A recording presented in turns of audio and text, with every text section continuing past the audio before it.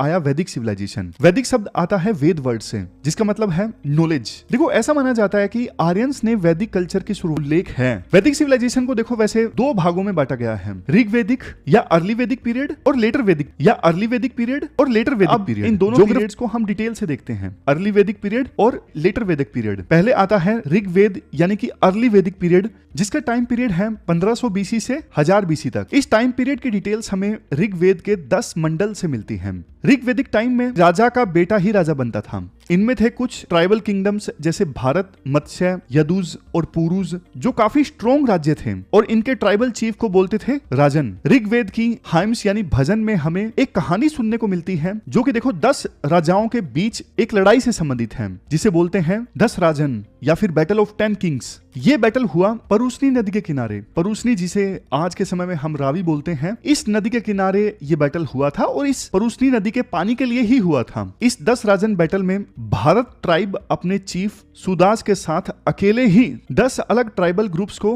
हरा देती हैं। भारत ट्राइब के जीत के बाद इस जगह को भारतवर्ष बोला गया। इसके बाद अगर समाज की बात करें, ऋग्वेद का समाज 3 पार्ट्स में बटा हुआ था, ब्राह्मण, क्षत्रिय और वैश्य। ब्राह्मण पढ़ाते थे, क्षत्रिय के पास शक्ति और शौर्य था, युद्ध लड़ते थे, और वैश्य जो व्यापार करते थे। ये जो डिवीजन था ना, ये कास्ट के आधार पर नहीं था, बल्कि योग्यता के आधार पर था। मतलब कोई भी अपने टैलेंट के बेसिस पे ब्राह्मण या क्षत्रिय बन सकता था। इनफैक्ट वर्ण शब्द का मतलब भी ऋग्वेद में कलर है। अब हम बात करेंगे लेटर वैदिक पीरियड की। लेटर वैदिक पीरियड का टाइम पीरियड है 1000 बीसी से लेके 600 बीसी तक। इस टाइम पीरियड की इंफॉर्मेशन हमें मिलती है सामवेद, यजुर्वेद और अथर्ववेद से। इन वेदों में भारत को 3 पार्ट्स में बांटा गया है। पहला है आर्यवर्त, जो कि नॉर्दर्न इंडिया में था। दूसरा है मध्य देशा, जो सेंट्रल इंडिया में था। और तीसरा है दक्षिण पथ यानी कि साउदर्न इंडिया।